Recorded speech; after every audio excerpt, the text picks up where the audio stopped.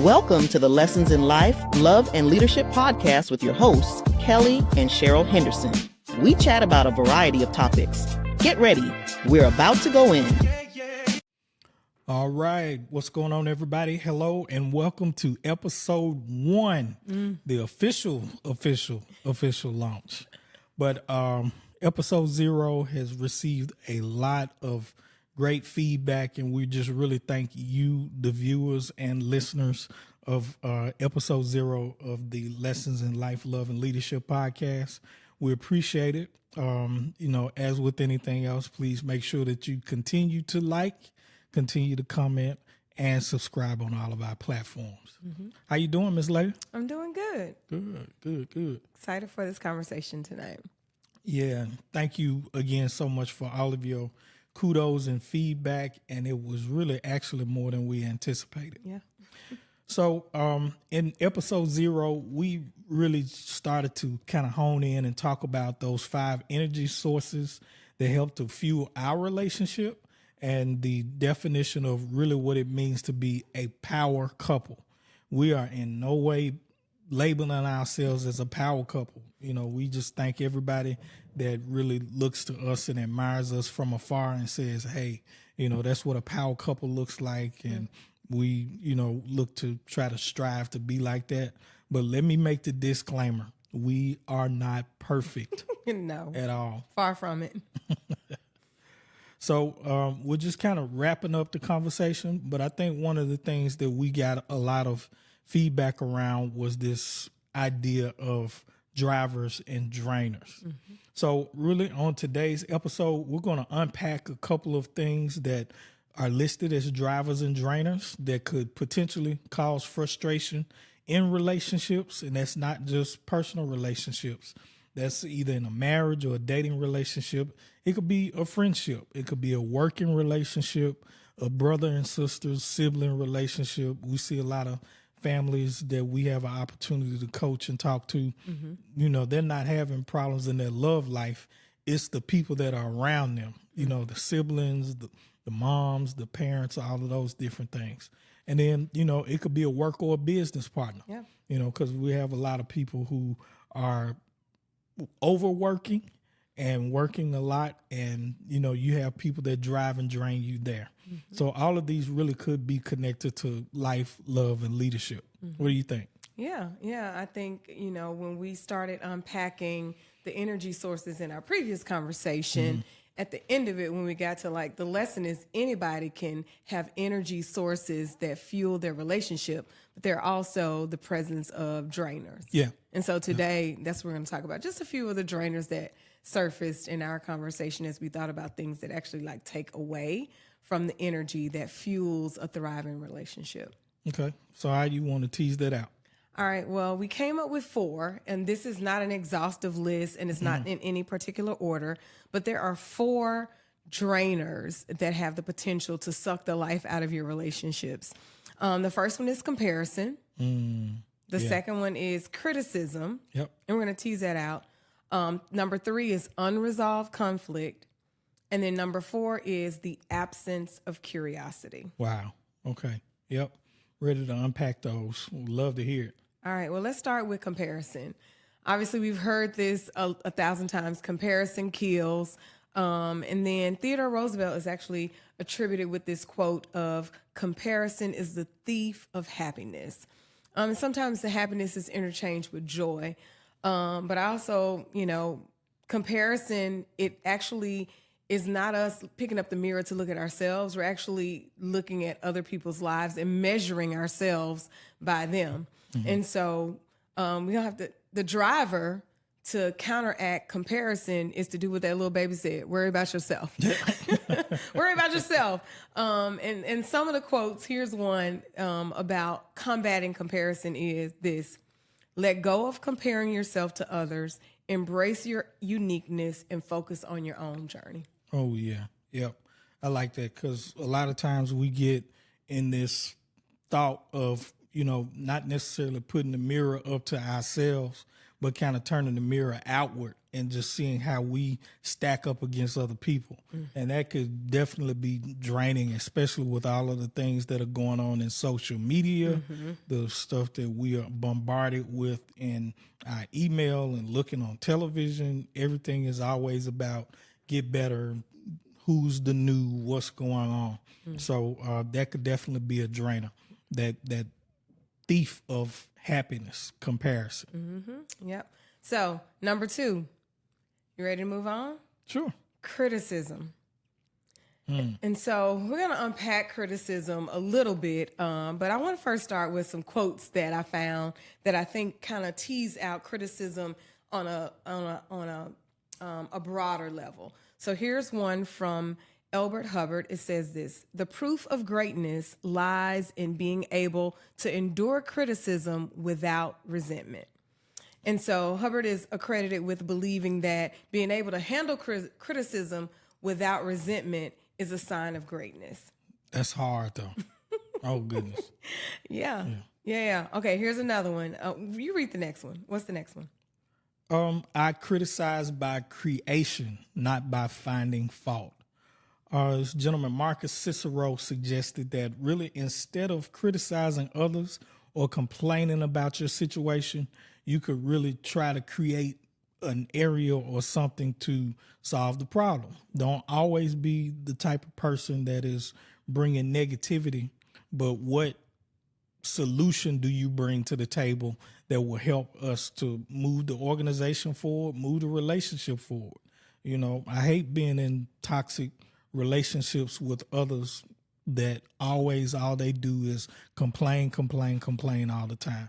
So complaining and criticism are really brother and sister. So they kind of go hand in hand. And, you know, they really are drainers, and they just suck the air and the oxygen out of the room. I love that part about, like, I criticize by creation, not finding fault. I think that's powerful. Yep. All right, well, here's one from Aristotle. "There is only one way to avoid criticism: do nothing, say nothing, and be nothing." Yep. And that just speaks to, like, criticism is inevitable, right? It's something that we are going to engage with. I'm sure people are criticizing right now. They're critiquing and they're finding whatever it is that they can find in whatever they're consuming, right? Sure. Here's another one by Norman Vincent Peale. It says, "The trouble with most of us is that we'd rather be ruined by praise than saved by criticism." So, you know, that idea of destructive and constructive criticism really kind of goes into this. Just thinking about the fact that we always want to be perfect in the eyes of other people. But a lot of times when it comes down to being criticized, that automatically shuts people down. Even in this space of what we're doing right now, guess what? There are going to be some critics. Yeah. And, you know, I'm sure there's some people that are saying some things even as we're talking about what we're talking about. But guess what? We can use it to get better and really make ourselves, you know, again, like they said, saved by criticism so that we can have that direction. Yeah, I would rather be saved by criticism than ruined by praise, right? That's empty. So here's the last one that I really feel like encapsulates what we're really trying to focus on, how criticism can be a drainer. This one is by Chris Jamie. It says, "The motive behind criticism often determines its validity." Let me say that one more time. The motive behind criticism often determines its validity. And so basically, like that, the validity of criticism depends on the motive behind it, with those who care criticizing when necessary, and then those who are envious criticizing when they think they found a weakness. Yep. Yeah. You know, it's always somebody that's out there that wants to have something negative to say, but a lot of times they're not even offering anything positive to the space. These, you know, and right now you hear it in the words of haters and trolls. So you just have to figure out how you deal with those people in order to be able to move forward. And again, it goes back to what we talk about when you have that constructive and destructive criticism. Right. Yeah. Yep. Well, let's talk about the driver. So if criticism negative criticism, destructive criticism is a drainer. Here's the driver. Seek and ask for feedback often. It makes me think about the book that we studied, Thanks for the Feedback, right? Yeah. Like you are you create a culture or habit of asking for feedback. Yep. And that sets you up to get that constructive criticism versus someone criticizing and tearing you apart, trying to find a weakness. And it really helps to bring people along as well. Oftentimes in the work that I do in working with people who are striving to leadership, a lot of times they are not in a space to where they feel comfortable giving feedback. So you really have to create the conditions that set that up for a successful and healthy level of feedback. And I'm always telling people and really challenging them, when you have a problem, come to me with at least 3 solutions that will help us to be able to move it. Because if you're just coming to me with problems, then, you're really not bringing anything positive to the situation. Does that make sense? Yeah. It also makes me think about a saying that I say often, like, I'm on the wrong side of my eyeballs. Because there's sometimes that there are things that you see in me that I haven't seen for myself. So driving this driver of asking for feedback, like, what am I missing? Right. How did that land? I just said or thought this. What are your thoughts? Inviting people in, and I love it. Like you even stepped it up a level. I'm inviting you in, but come with something. Yep. Don't just come with the complaint or the criticism. Come with some strategy or creation to kind of help move it forward. Yep. Especially when you're setting up situations like focus groups.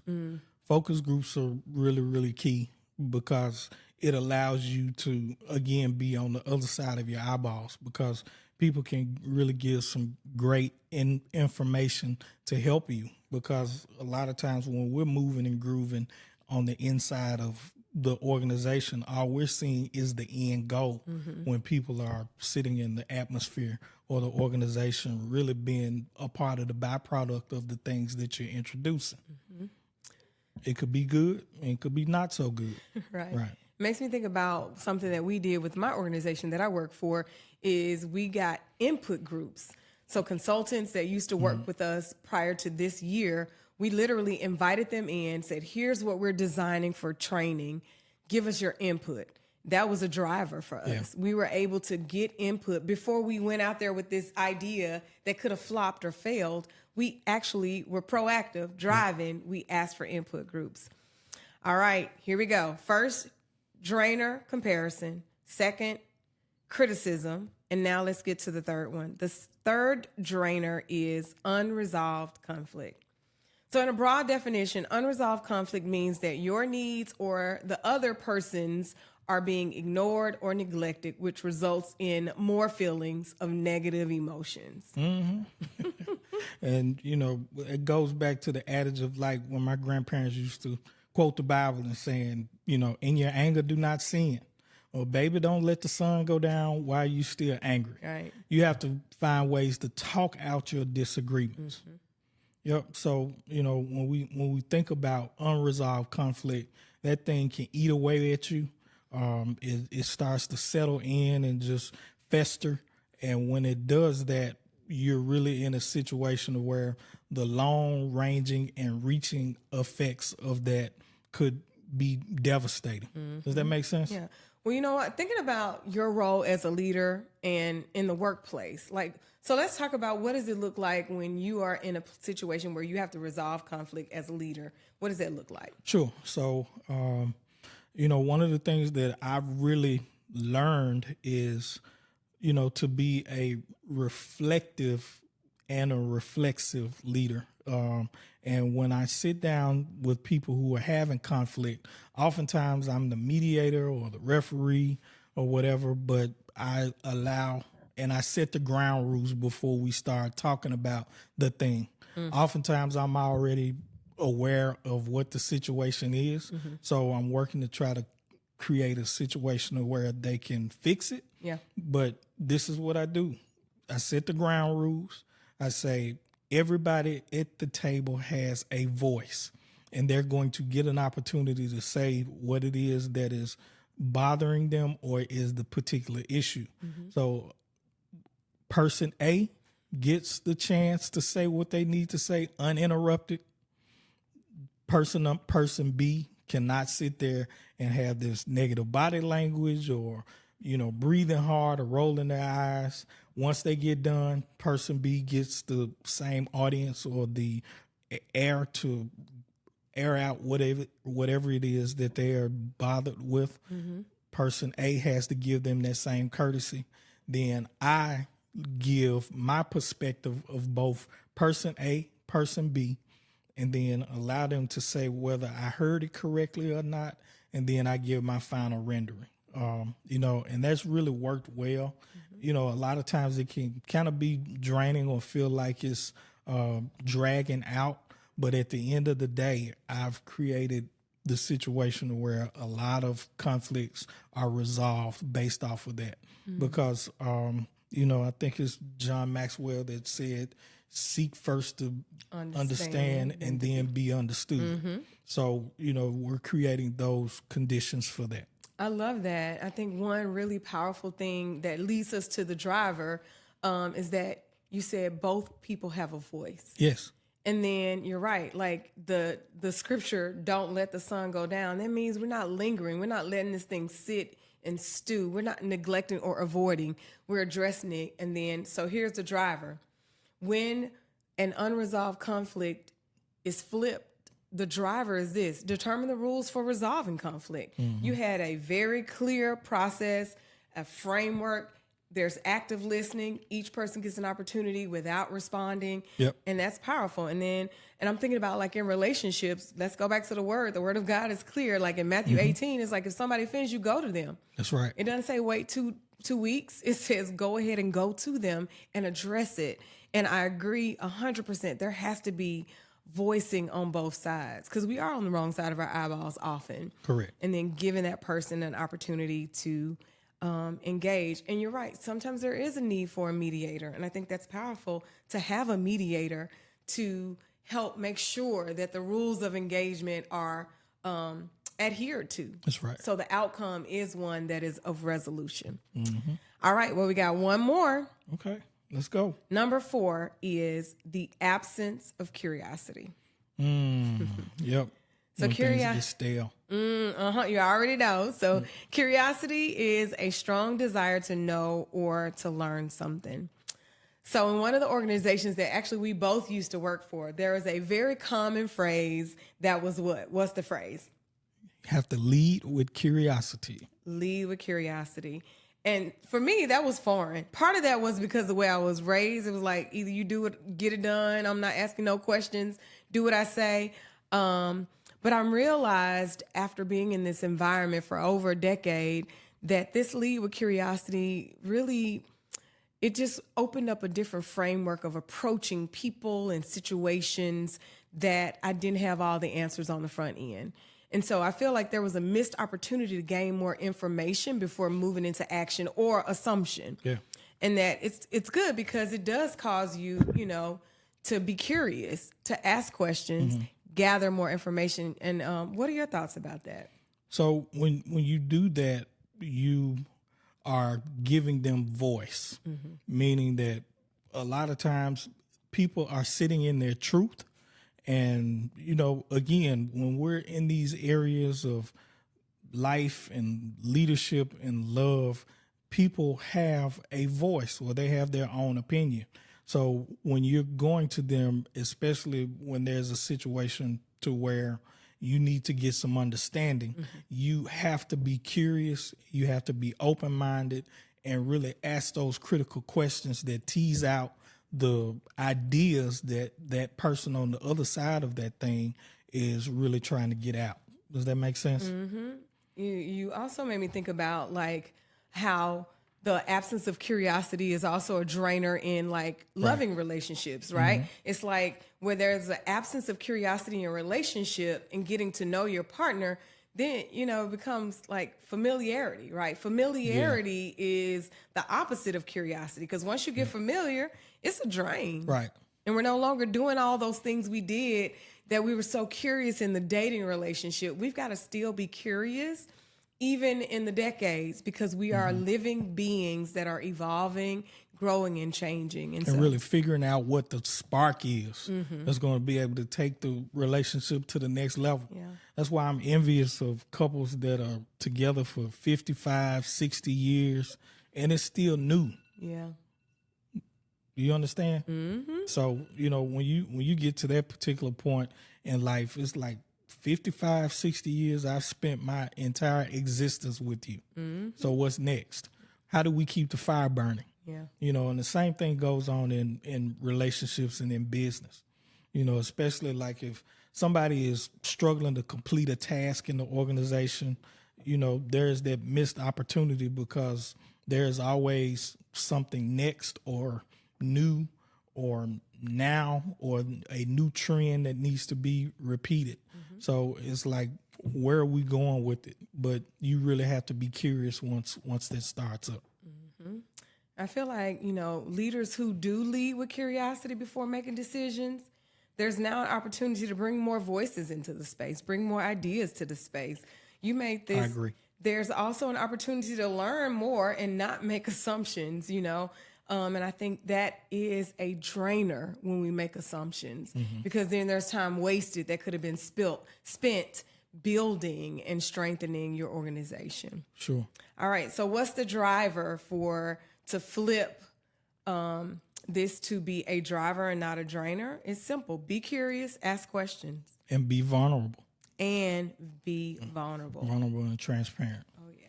So what is the lesson with these drivers and drainers that we've talked about today? Well, I think there are two. So I think the first part of this lesson to flip drainers to drivers is, number one, take inventory to make sure that these drainers don't exist in your life. So first things first, and I think we said it, pick up the mirror. Ask yourself, am I comparing? Yeah. Am I being critical? Am I being negatively critical of someone or something? Is there a conflict that I haven't resolved?